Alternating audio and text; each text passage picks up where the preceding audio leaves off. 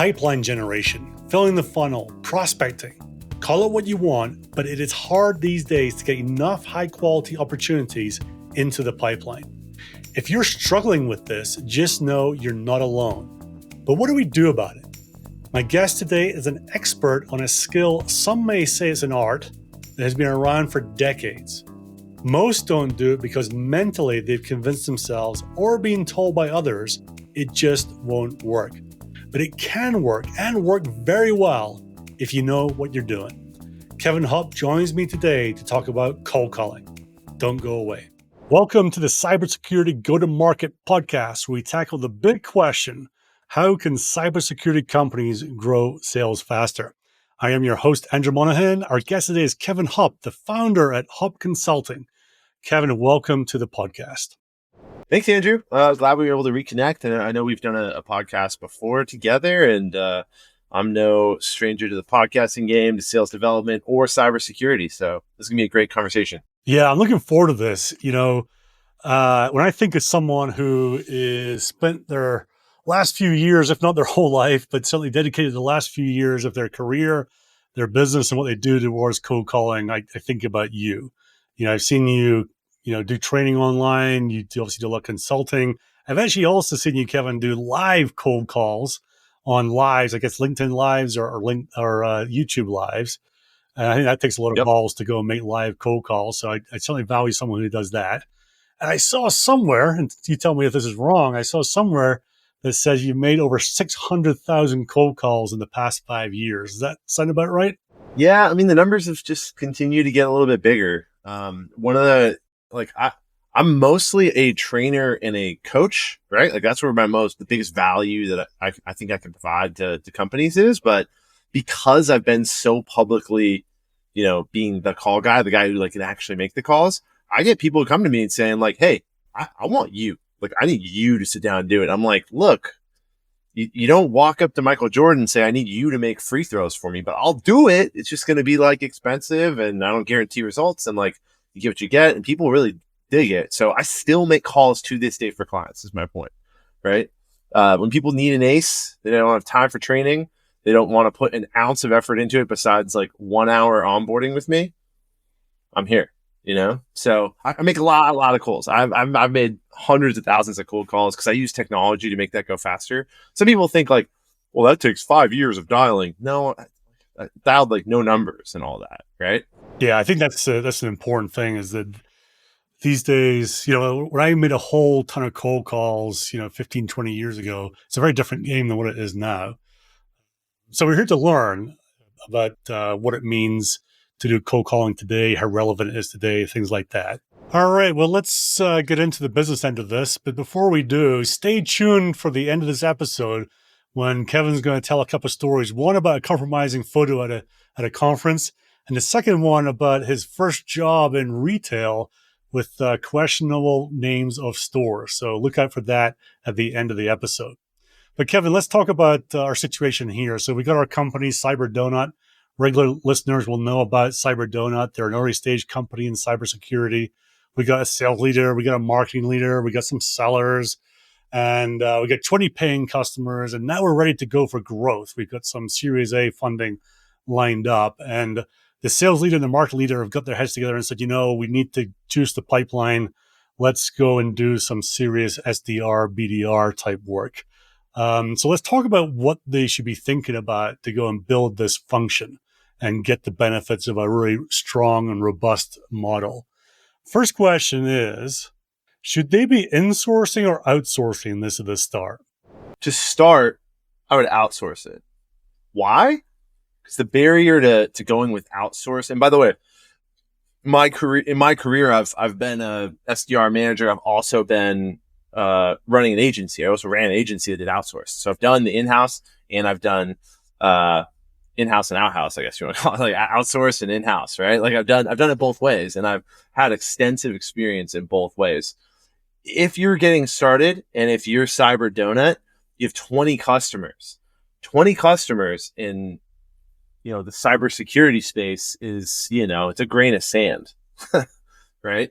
If you have a product that is really going to be applicable, that you're going to go raise a bunch of dough, someone really believes in that, we need to really nail down what markets you're going to go after and why. And 20 customers, in my opinion, would not be enough of a sample size to then say, this is where we're going. So with an outsourced agency, the biggest benefit is you turn it on quickly. The second benefit is you can test things with them because you can turn them off at any time as well, right? This agency, they usually work in either short retainers or month to month, something like that. So really good use of your dollars would be to say, here's assumption number one. Let's go test it. How many meetings can we get? And what happens in those meetings? And what happens in those calls? And we learn from that, right? Then once we start seeing conversion rates over the course of 3 to 6 months, we can say, all right, cool. I've got this model. I'm paying this outsourced agency all this. My next step would not even be to insource BDRs at this moment. I would say, how do we create demand generation? How do I get a marketer in here to take this market message I've established that we can have that customers like and build me a funnel? And then I'm going to go get 2 SDRs, and the SDRs are going to work the marketing funnel with some outbound. But now we got this engine that starts to churn. The water's falling on the wheel a little bit. And you're like, okay, cool. Like I got something for him. Like the old model, the model I got hired into in 2016 is I raised 20 million. Let's get 9 warm bodies in here and let them figure it out. You know, we got a sales problem. Just hire salespeople. It's that easy, right? It's really not. So yeah, long story short, I'd say outsource first, really nail your market message, get more data. And with an agency, get more data. Right, a good agency, and tell me if you think I've got this wrong, they have a process to they bring people on to get them trained up in how they do this. They'll have a way to onboard you so that, you know, in probably a couple of hours, you can be on board as a company and they know how to use your messages and their frameworks. So your time to get going is so much quicker than going to try and find people.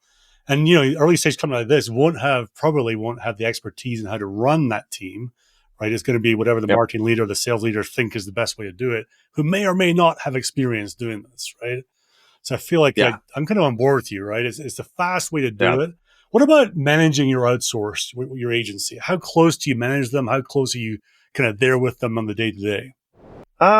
So I think part of the beauty is you don't have to be there in the day-to-day. That's part of like why you would want to go with an outsource thing is like, hey, I'm going to pay you X amount. They usually have some sort of guarantee of productivity, if not like outcomes, which is like, we're going to have X amount of conversations. We're going to work X amount of contacts. We're going to share with you what's happening. I think the big, like when I ran my agency and the customers that got the most value out of the engagements were not the ones where it was just a CEO who would sit there and say, you said you'd get 12 meetings, you got 11. What are we going to do about this? You know, we had those customers and they were the worst, right? Because what you really want to do, like the thing that a lot of people miss with an outsource agency is, why didn't those conversations, like all these other conversations, convert? What's like the real problem over here? Are we bad data? Are we targeting the wrong people? Are we saying the wrong thing? Are your reps like trash? Is like, you know, try to get in the weeds on why things are not converting, because that will inform what you really want to know, right? So you want meetings. Everybody wants sales meetings. But if you can figure out why you're getting those meetings and why you're not getting others, then we start to build a formulaic approach, which we can then use people to multiply. But you got to figure that equation out to then add people to it and get the results you want, right? And everybody does the opposite. They do the opposite. They bring the people in and say, oh, yeah, figure it out. Yeah, this is your job. You figure that out. And then they fire them in 8 to 10 months when it doesn't work out the way they want it to. And it's, you know, a vicious cycle in VC-backed companies.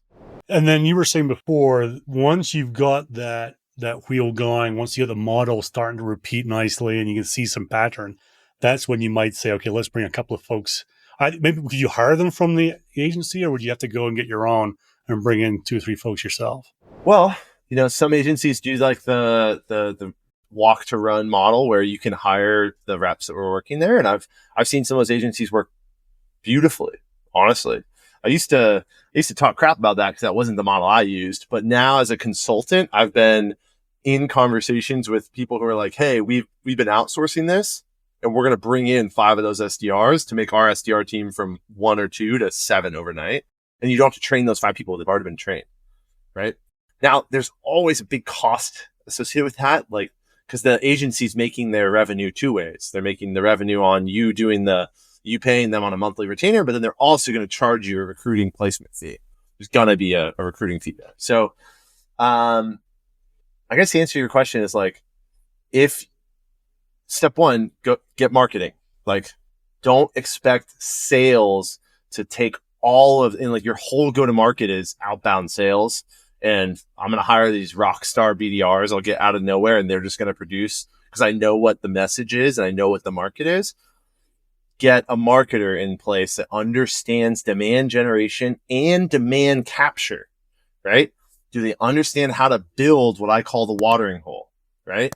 There's a few ways to hunt for zebra. If you're a lion, you can wander the Serengeti and you can be the fierce lion and hope that you're going to run into the gazelle or the zebra. Or you can go to the watering hole and the zebras are going to come eventually, right? Like a good marketer creates a really good watering hole. And that's a place that attracts people that have the business problems that you solve, right? So I think like that's a part of the modern go-to-market stack that's becoming more and more of a must-have. If you don't have a quality marketer that can produce a high number of MQLs, and I'm not talking just about like inbounds, I'm talking about MQLs. Just tell me that Andrew downloaded an ebook or a white book or white paper or something. Tell me that Steven attended a webinar we hosted. Those sorts of things help outbound teams convert at a much, much higher rate as opposed to just ripping lists out of ZoomInfo or wherever and just calling them. You know what I mean? Yeah. I think that's probably a big change from 2016 when you got hired into that company where you probably just left saying, go make your list and start making some calls. I think these days, a lot of organizations understand that this should be part of a process.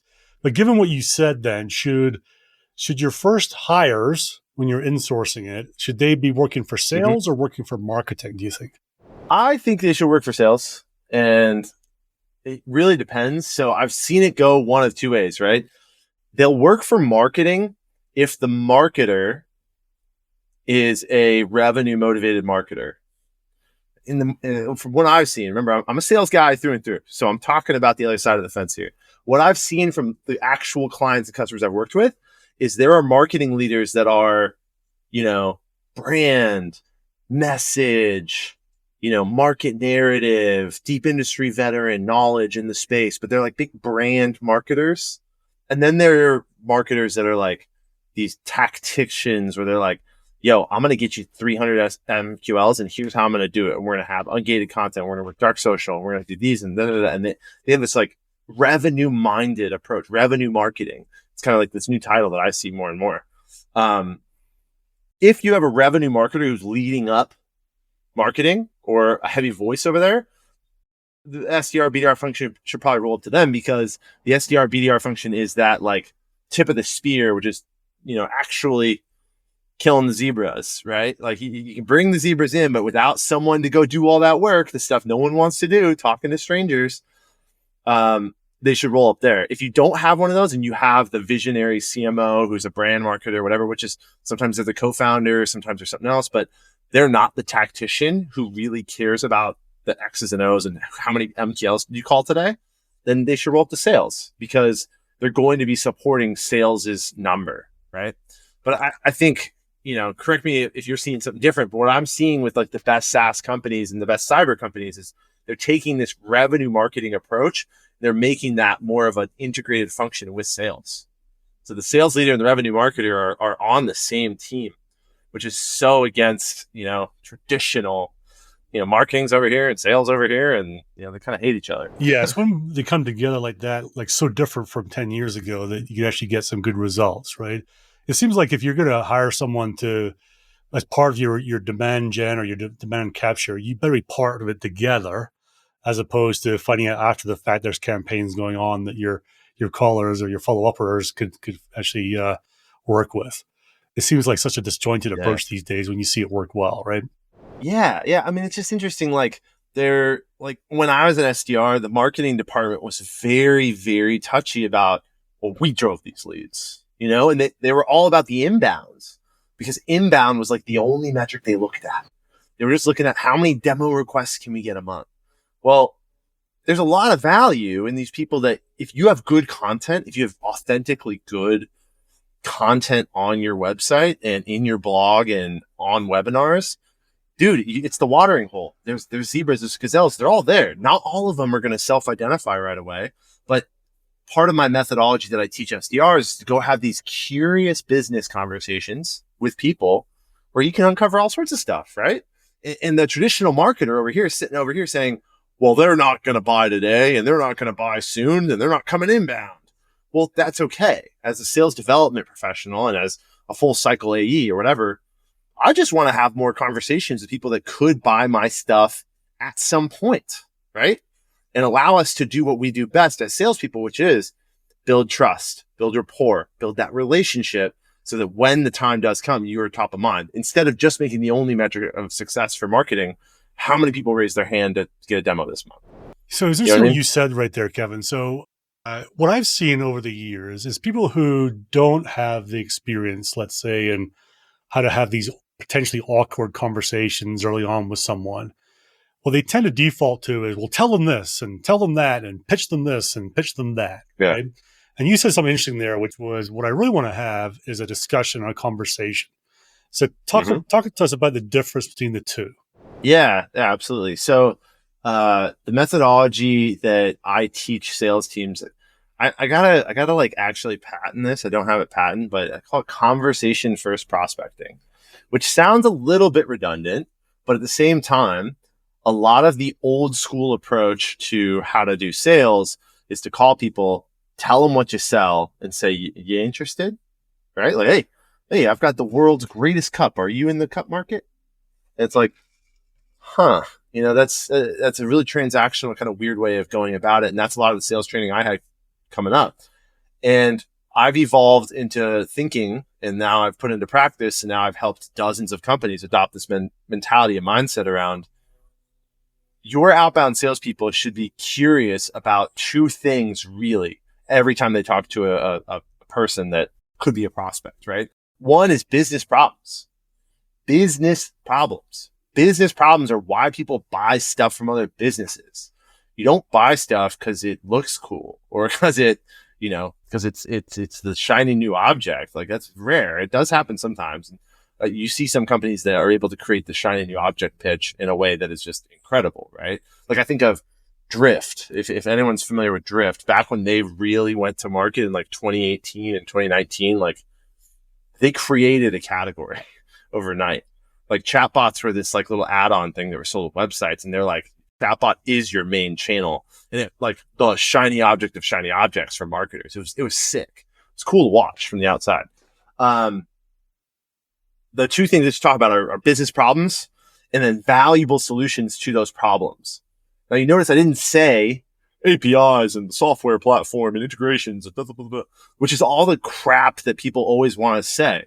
Oh, hey, what's up, Andrew? I'm with Salesforce. We're the number one CRM for, sales and marketers. We got 1,000 APIs. You got a few minutes? I can show it to you next week.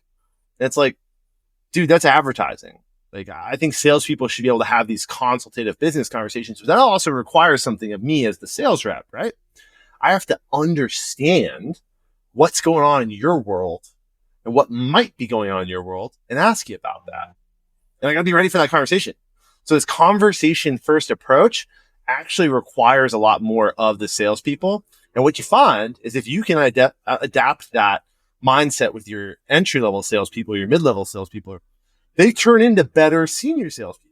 They turn into better closers because they've been having these business conversations all the way along, as opposed to, my SDR job, I just sent 2,000 emails a day and it was brutal and people told me to F off, but then I hit my quota and now all of a sudden I'm a high ticket closer. Like, that doesn't really work very well, right? And the things that I was good at when I was an SDR, I've been promoted to AE, was hitting my quota, sure, but it wasn't grinding to hit my quota. It was doing things to hit my quota that proved that I understood the market. I understood how to sell what we were pitching, and I understood how to talk to buyers. And that's a lost art. So that puts more of a pressure on the organization to properly onboard SDRs then, not just say, here's our data sheet and 5, talking points, right? You got to understand your buyer. You got to say, this is the ICP we're going after, and this is their fears and frustrations. This is their hopes and dreams. This is what kills their jobs, what's getting fired. You kind of really understand these people, surely, right? Yeah, I mean that is a huge part of it. And I saw a post today on LinkedIn talking about this, and I was like, dang, I'm gonna post that next week, because it's the concept of business acumen. It's probably the most like under taught, laid out things for salespeople. And the best salespeople are actually just really smart in that they pick it up along the way. Right. So, I mean, in my career, I've seen two types of like ace salespeople, right? One is like the bulldozer, right? Like the bullheaded, they just try harder than anyone else. But when you talk to them, when you meet him the first time, you're like, oh shit, this is the number one guy. Like, he's not even smart. Like, he's a dummy. He tries harder. He tries way harder, puts in way more effort, pushes every button every time he can. The other one that I've seen lead sales organizations, and this was like when I worked at Vonage Telecommunications, like 600 salespeople, right? Not 600, but we had like 400, like a lot of salespeople. The number one guy there, smart, really smart. Didn't work harder. He worked smarter. He was connecting dots.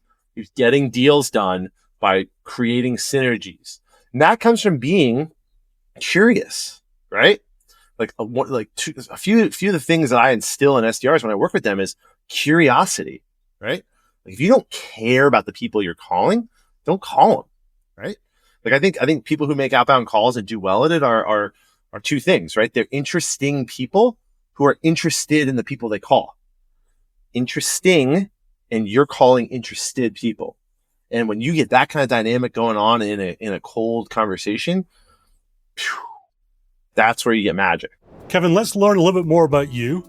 I've got a list of 35 questions here, and we're going to pick them out completely randomly. I've got a next generation AI tool that uses polymorphic advanced encryption to protect the algorithm to make sure that when I spin this wheel through these 35 questions, the questions that come up are completely random. So you ready to play the game with me? Okay. I was born ready. Let's go. All right, let's spin the wheel.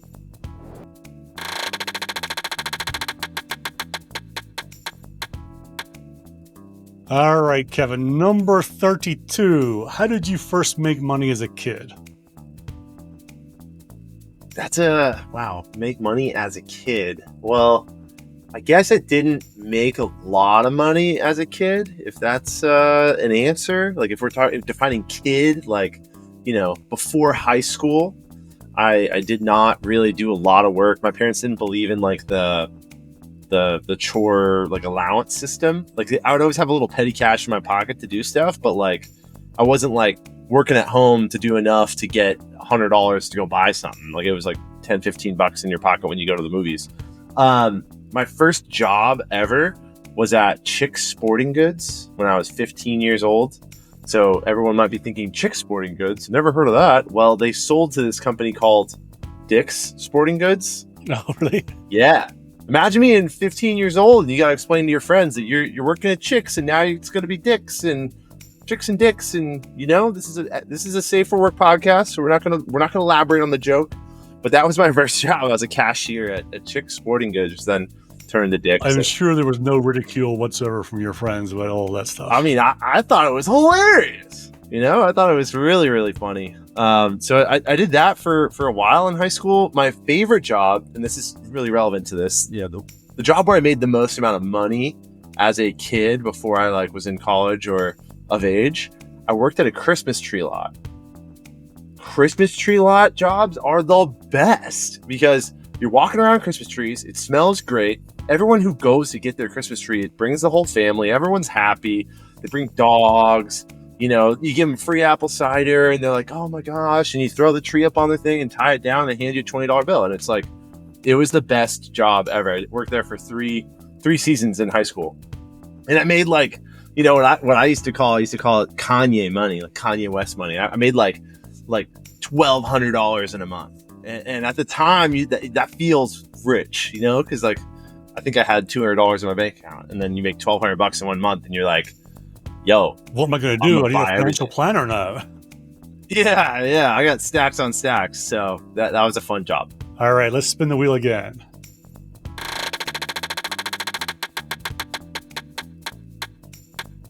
All right, number 9. What is the most embarrassing or memorable moment in your sales and marketing career?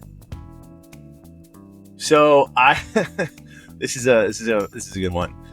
When I was an SDR, I worked for a Series A startup here in San Diego, and they raised some dough, and they did the thing that you did back in 2016, which is, let's go hire a ton of people. And they hired like 35 salespeople in 6 months, right?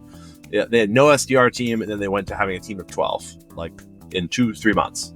And I was one of those 12, the second cohort they brought in there, and I excelled at it. And which is really weird. I got to tell this part of the story because it's really important that like I was a really, really good SDR, and cold calling was probably only about 15 to 20% of my meetings. So my creativity and the way I treated it like an AE pipeline was why I was successful as an SDR, which is funny because now I teach this approach that is very radically phone centric, but we didn't have dialing tech. We didn't have great list building tech. We didn't have great resources at all. I was just hustling out there. So because I was so good at being an SDR, I got to travel. And I was the first like non-closer to ever travel. So I traveled with 2 of the AEs to a conference. Now at this conference, we had a booth, and the booth had a big TV in the middle, like conference, they kind of do that. And part of this, $12 million injection, they hired some marketing firm to make a video that's like explaining how our software helps customer journeys or whatever.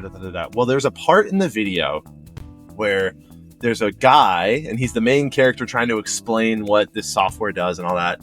There's a part in the video where he's naked, and he's just standing there like this, and it's like it blurs out his junk, so you can't see it. So I go to this conference, and I'm like, feel all cool about it, and and my buddy texted me. He said, "Did you see what the marketing gal just posted on Twitter and LinkedIn?" And I'm like, "No." So I open my phone and look at it. It's me standing in front of the booth, like right here, talking to somebody, and the naked guy right behind me, and like it was like zoomed in on just me and the naked guy, and it was like, sick. Like, this is great. Phenomenal. Thank you. And I mean, when I got back into the SDR pit, someone had printed it out and like taped it inside of my little cubicle. Like me and the naked dude. Exactly what sort of conference was this that you went to? It was a professional conference. It was, I'll tell you which one. It was Gainsight's Pulse conference. So Gainsight makes customer success software. It was in Oakland. It was, and the whole point of that gimmick was to make it, people walking down the hall go, "Oh God, naked guy," kind of a gimmicky thing. So just being associated, thinking I was doing a great job and then being associated with the naked guy, that was embarrassing. No kidding. I mean, it's funny, we talk about conferences a lot, and you have to do something to stand out, and you have to go with, well, some people might get upset, but some people are going to love it, and you have to kind of understand that the more different you get and the more out there you get, you'll be polarizing. But you get people stopping and going, "What the heck?" That's you just at least got someone to stop and pay attention just a little bit. Yeah, that's right. All right, let's spin the wheel. One last question.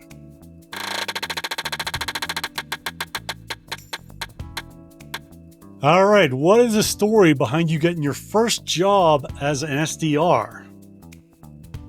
Okay, that's a good one, I guess. I told you the first part of the story. The first part of the story is I was an early stage hire at a company that had just raised a bunch of money.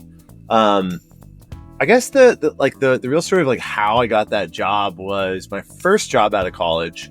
I was the first hire at a tech startup. First hire, not first sales hire. So it was like me and the CEO back to back. And we did that for about 18 months. And then my buddy told me about this thing called equity. And I'm like, "What do you mean equity?" He's like, "Well, you have a salary, right?" And I'm like, "Yeah." And it's like, "Do you get benefits?" He's like, "No, not yet, but the CEO says they're coming." And I was so young, I was on my parents' benefits, didn't matter. He's like, "Well, at least you're like the first employee, so you're going to get a bunch of equity." So I started the equity conversation with the CEO, and then he let me go the next week. I was just like, "Yeah, no." So it was a whole roller coaster, right? I got like kicked to the curb very unexpectedly. And it was kind of a bad time of year for hiring, right? So it was like end of November, and started interviewing for product management jobs. I started interviewing for customer support jobs. I got 2 different customer support job offers because when I was at this first startup, I was the chief everything officer, right? So I admin Zendesk, I admined our HubSpot, I admined our, product management software that we were using. We were using Jira to do product management. And like, I would be in the meetings with our fractional CTO and the CEO and trying to like give feedback. And I'm talking to customers, and I wrote all the copy on our website, and I, right? So I did all this stuff. And the question that I, was left with when I got kicked to the curb is like, how do I go find that job again? Well, those jobs are tough, right? Oh, I'm hiring jack of all trades. Like, you got to pick a lane, right? You got to pick a lane. And I had mentors in my life that told me, hey, like, if the sales part of what you did wasn't hard, if it came easy to you, and you're a talkative guy, Kevin, if you know me, you kind of know I'm a talkative guy, why don't you try getting a sales job? I'm like, I don't know. And then I got these customer support job offers, and they're like, a low base salary with like a questionable bonus maybe. And then I interviewed for an SDR job, and they're like, here's your base pay, and then here's what you're supposed to do with this. And it's like way bigger, you know what I mean? Like, oh my God, I could make X amount of dollars a year, and it's so much more. And so the money was a big motivating factor. And then, I got in early. Part of why I got hired at that company was my early stage experience, right? Because they were hiring me. They hired 12 SDRs without an SDR manager. They had no manager. How on earth did they manage? It's just like, dude, it was because it was like silly, right? It was a terrible decision by the executives. Let's just bring a bunch of warm bodies, let them figure it out. And the guy who ran enterprise sales would meet with us like every other week and be like, "What are you working on? How can I help?" And we're like, "Well, we don't know what we're doing," And it was like a whole thing. So, anyways, that company went under. I would imagine when you're consulting or when you're talking to CEOs, CROs, one of the things they're thinking in the back of their mind is, I'm hiring people who are 2 years out of college. How much business acumen can they truly have? How can they have a really valuable conversation if they're, still trying to make their rent every month and trying to figure out what they're going to do when they grow up? Well, it's not, the simple answer is you don't need to know everything. You need to know what you need to know, right? And this is where you get like some of the sales influencers on LinkedIn that have worked for 1-2 companies in 10 years, right? They have this like myopic view of how to do sales development or how to do sales because that's how they did it at their company for years and years and years. And inside of a company, I do believe that the best cultures are a little bit dogmatic, right? That means we all walk around and believe we have the same system of beliefs about our role in the market, our role in the space, what we're doing, what our competitors are doing. If you can create like a dogmatic culture around we are the best and we know why, then you get confident people who can lean forward and have challenging, opinionated conversations, which is really how good sales are made, right? The challenger sale, teaching, tailoring, and taking control of the narrative in these selling conversations. But that comes from a dogmatic understanding of what you do and why it's valuable, right? So to answer your question, like, this person is 25, how are we going to develop business acumen with them? It's less of like overall business acumen, and it's more of they need to know what's going on with your company, with what they sell and what role it plays. They don't need to know everything else. Right. So they need to understand the point of view of the company, why it exists, why it's so important, maybe how others might view it or not view it, things like that, right? As opposed to being they can read a P&L statement from every public company in the world. A little bit different skill set. Yeah, that'd be a very different skill set. So what you find, right? Like back to this idea of like some of these influencers have this myopic view. It's like, it's one thing to do really well at one company for a long period of time. It's another thing to serve a lot of companies in a really valuable way. So if you get a guy like me who's, never had a full-time job for more than about 1.5 years, I've always jumped around, and then I went into consulting. It's the longest job I've ever had, about 6 years. but I've helped 70 companies in 6 years, right? My breadth has gone massive, right? So I understand all sorts of stuff. And you have to have kind of a propensity for that, I would argue. But I'm not trying to like make me in every SDR. I'm trying to build the tendencies and the approach to the conversation based on their market, their solution, what's going on in their world. And they should be curious. You know what I mean? Like the best SDRs are the ones that you don't have to tell them that they're lacking knowledge. You don't have to tell them that they have gaps in their game. Like they figure it out, right? They're reading books. They're attending webinars. They're trying. They tend to be the ones that rise up a little bit as well, right? They just stand out. Oh, for sure. They elevate themselves. Yeah. Let me ask you about something I've seen in the last probably a few months, actually. I don't know why, but it feels like certainly my Instagram feed, my Facebook feed, and I know maybe my LinkedIn feed is just flooded with AI-based SDRs, like fill your calendar, 100 meetings a week kind of thing, right? And you don't have to do anything. You have to press a button and the magic happens. I mean, obviously ridiculous. But, it opens up a bigger question. Like, is it? Well, maybe it isn't. Maybe what role does AI play in this world, right? If people have this mindset, this is also simple. I just have to feed in 2 or 3 talking points and press the button. It's all going to happen. Maybe it is the right thing to do. So where's AI going to affect how we do outbound and prospecting? It's a great question. So what people don't understand about AI, and I know this is going to be verbal, but I'm going to do the video for the video feed here. I'm drawing a little graph, X and Y axis. What people don't understand about AI is that, right now the pushback is, well, I'm a relationship builder. And, I don't see any robot making a relationship with Bob like I can. Like, there's no way I'm getting replaced. Like, I believe that cohort of salespeople that think AI will not replace them is very overemphasized. Like, AI will replace a ton of salespeople. Why? Because a lot of sales is asynchronous communication. And asynchronous communication can be done better, faster, and cheaper by a robot. And this is the curve at which AI innovates. So it's an escalating. So for those listening, curve. it's called an exponential curve, right? So, right now, we're right here, about halfway up that curve. And in this span of time, call it 3, 4, 5 years. When did ChatGPT launch? Like the first LLM publicly available?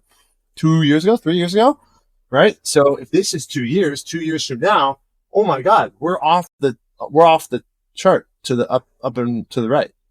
So people that think that AI is not going to come for sales don't understand what AI does. AI can process information and generate dynamic outputs based on the inputs much faster, cheaper, and better than humans. Now, my argument would be that today, this is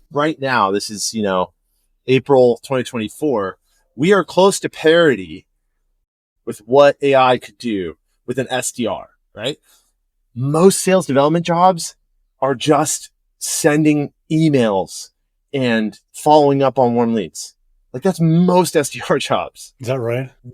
Yeah.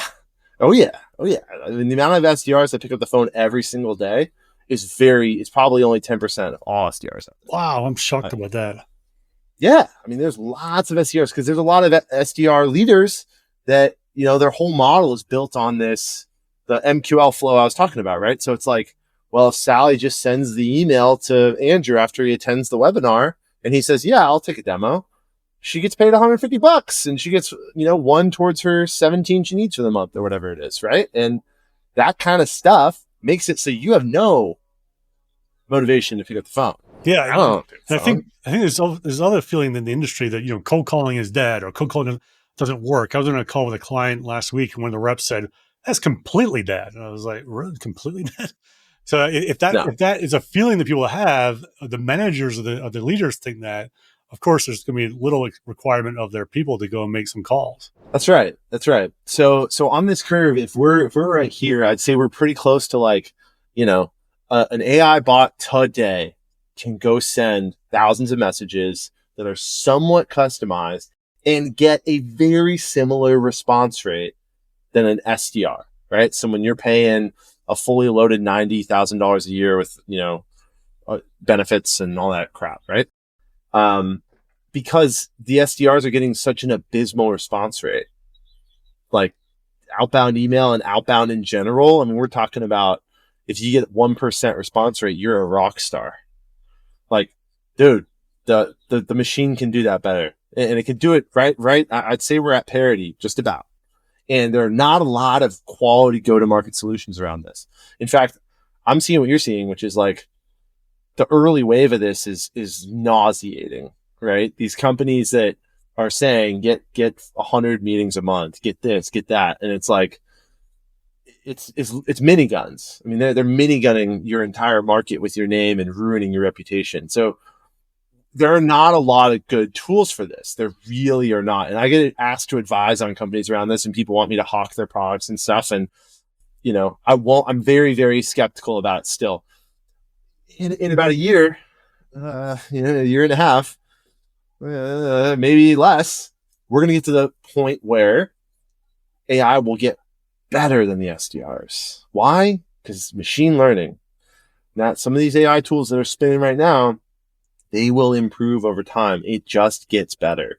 So when we reach that point, that's when you start to see like right now we're seeing a headcount reduction of 60 to 75% across most sales orgs when it comes to outbound and top of funnel. It'll go to 80, 90%. But so in you that only model, need one person. In that model, that means that any old Tom, Dick, and Harry can get access to this tool that's going to go and do a great job, and then we're going to flood everyone's inboxes and LinkedIn inboxes and things like that. Is that not how this? Yeah. Well, there's always going to be the barrier of knowledge, right? There's always going to be that barrier of who knows how to really operate what AI systems want, right? This is part of what I'm trying to shift my consulting into, right? Like I believe this is the future. I believe that this exponential curve is something that I want to ride too, right? And I think about how can I use AI in my business as well. We're a long ways away from, long ways meaning 3 years from one click of a button and, all your prospecting is done for you. But there are so many tools right now that make it so easy. And the biggest problem, if I'm an SDR or if you're a sales leader and you really think about what are your reps doing every day, if the answer is asynchronous communication, meaning not calling and talking on the phone, not actually live communicating with people, I would be figuring out ways to get AI to do that, because there's going to be really good AI bots. And I think, the best AI systems are going to be able to not just be outbound, right? Like think about how good an LLM could get if it was attached to your Gmail, it's attached to your CRM. So now it's seeing all the outbound emails, but it's also seeing the inbound ones. It's also reading all the chats on the website, and it's also seeing all the emails sent everywhere, and it's learning and it's learning and it's learning, and this curve is going. So all of a sudden it can handle inbounds way better than SDR. So the message for a leader right now at Cyber Donut thinking, okay, we need to do some of this is what? We need to augment the people that we work with. We need to recognize it might be a couple of years away or what? So if we're just talking about outbound, you don't need to go hire 20 people. Don't need to go hire 10 people. You need to hire 1 or 2 people that understand how to use this tech, or you need to go figure out how to use this tech, because you could set up an email minigun system in 5 minutes. Reach out to me. I've got 3 vendors I recommend for this. You can spin up really clean outbound email at massive scale powered by AI in minutes. That's not going to be the only answer. And someone needs to monitor all those inboxes, and someone needs to train the AI, and someone needs to, right? So you need a few people, but the modern SDR is going to know how to do all that. But the one skill that's never going away is the ability to have a cold conversation with a stranger, right? And that's what I teach. So there's a place in all of this for cold calling, but it's not calling one by one, and it's not a call center environment. It's using technology and process in a way that your reps are calling the right people at the right times. And that's kind of what I help people do. I love that. So yeah, it feels like the threshold is moving from asynchronous to synchronous, and a human being's willingness to have a conversation with someone who's not another human might be a little bit away, or for us to replicate it and seem Yeah. like it's a human might be a little bit away still. I do not believe any of these vendors saying they could do AI cold calls. If it's so good, then do it. Do it live. Do a live demo. Or even close, Kevin, right? Maybe 3 years, 5 Yeah. years. I guess at some point it'll come, but it seems like we're quite a bit away still from that. I mean, but how many actual buyers, like, do you really want that to be the brand impression when you reach that CISO, that VP of IT, and they say, is this an AI bot? And then the bot replies, yes, but I'm trained on everything I need to know. God damn it. You know, they're going to be so mad, right? So I think we're really far away from, I haven't heard anything cool. So I think customer service jobs completely gone, right? Like when I'm coming inbound and I just need help with X, Y, and Z, if there's a really good AI, I'll talk to it. It's very rare that the AI does a good job, but yeah, I think you don't need ever a human to take customer service stuff anymore. It's an inbound set of criteria. They know the information, you know? I feel like the bar is quite low as well on some of the customer service interactions they're competing against. Yeah. So I've heard some demos. I've heard some actual demos online of customer service bots that are AI on the phone. They're slick. But it counts on there not being a BS filter. The nature of the relationship, because it's an inbound call, not an outbound, is the BS filter is down. With cold calling, that BS filter is high. And I think it always will be. That's my theory. All right, Kevin, listen, this has been an awesome conversation. Really, really enjoyed it. Our leadership at CyberDonut is better informed to spend that $20 million wisely and start generating some pipe. If no company except for CyberDonut wants to get in touch with you and talk to you, what's the best way to do that? Definitely LinkedIn.